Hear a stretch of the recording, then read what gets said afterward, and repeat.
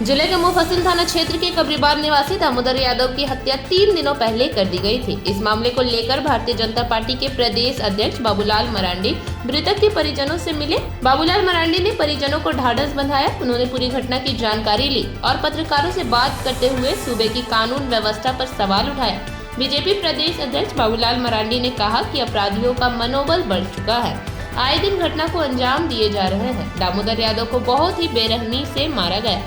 ये घटनाएं सूबे की गिरती कानून व्यवस्था को दर्शा रही है। बाबूलाल मरांडी ने कहा कि यह घटना की जानकारी ली गई तो पता चला कि सीसीएल के क्षेत्र में अवैध तरीके से कई लोग बसे हैं। जो लोग लीगल रूप से बसे हैं और रोजी रोजगार करते हैं, उनके विषय में कुछ नहीं कहना है, लेकिन अवैध तरीके से बसे अपराधियों का घर तो जमींदोज होना चाहिए। मरांडी ने कहा कि यहाँ पत्रकार पर भी हमला हो रहा है। पत्रकार हमारी आपकी बातों को दिखाते हैं, जन समस्याओं के मुद्दे को दिखाते हैं, ऐसे में पत्रकार पर हमला किया जाना निंदनीय है। उन्होंने कहा कि पत्रकार सुरक्षा कानून लागू होना चाहिए। इस दौरान भाजपा नेता चुन्नूकांत, दिनेश यादव, विनय कुमार सिंह, मुकेश जलाल, कामेश्वर पासवान, सुरेश मंडल, विभाकर पांडे, मुखिया शिवनाथ साव समेत कई लोग मौजूद थे। देखिए, मेरे जितनी जानकारी मैंने प्राप्त करने की कोशिश की है, उससे लगता है कि इस क्षेत्र में उन्हें गुंडा एलिमेंट्स काफ़ी तादाद में लोग आकर के बस गए हैं और वो लोग गुंडागर्दी करते हैं और फिर नशीली दवाओं का भी लोग सेवन करते हैं, जैसे जो लोगों ने बताया। और उस दिन की जो घटना, क्या नाम था इनका, दामोदर यादव जी के साथ जो घटना घटी, उसके बारे में जो स्पष्ट पता चला कि वो लड़का बिल्कुल निर्दोष था। कोई भी अगर कोई दूसरे लोग से झगड़ा होता है किसी का, तो कोई भी व्यक्ति अगर उनके दरवाजे के सामने होता है या आसपास में होता है तो जा कर के आदमी बचाने के भी, ताकि झगड़ा आगे नहीं बढ़े, लोग कोई मरे नहीं, और उन्होंने बचाने का काम किया। लेकिन उस कारण से गुंडों ने फिर इन्हीं के ऊपर रिवेंज लिया और फिर बाद में आकर के कुछ ही घंटों के बाद पहुंच करके और उनको बेरहमी से मारा और उनकी दुखद मृत्यु हो गई।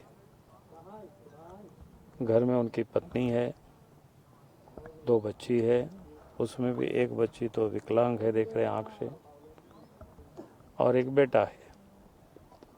वास्तव में उनके सामने तो बहुत बड़ा कठिनाई है।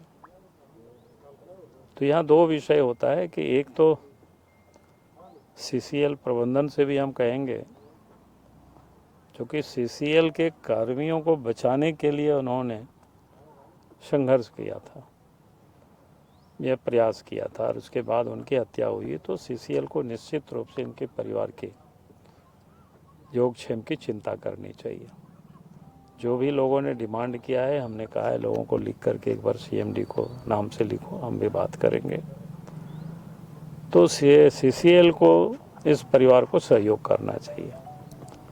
और दूसरा, जो राज्य सरकार है, जो इस क्षेत्र में गुंडा तत्व जो बसे हुए हैं, तो ऐसे लोगों को ढूंढ करके इधर से हटाना चाहिए, बाहर करना चाहिए। जो जानकारी मिल रही, इलीगल तरीके से भी बहुत सारे लोग बसे हुए हैं इस क्षेत्र में। तो जो भी इलीगल तरीके से बसे हुए हैं, तो फिर उन लोगों को वो प्रशासन निकाले। अगर इसी प्रकार से गुंडागर्दी होते रहेगी तो पता चला एक दिन जनता ही खुद कानून को अपने हाथ में ले रही है, तो उस दिन फिर सरकार कहेगी कि भाई कानून को हाथ में नहीं लेना चाहिए।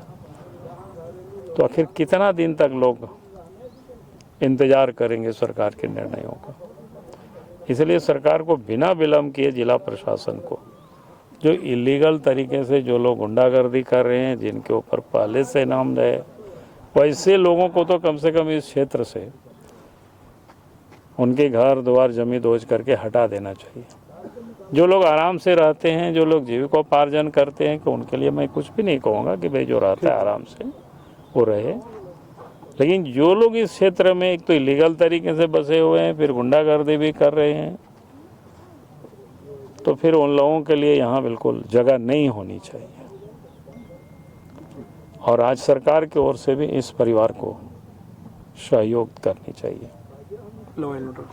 आप मानते हैं यहाँ पर आप देख रहे हैं द जोहार, जुबां पर जोहार, दिल में झारखंड।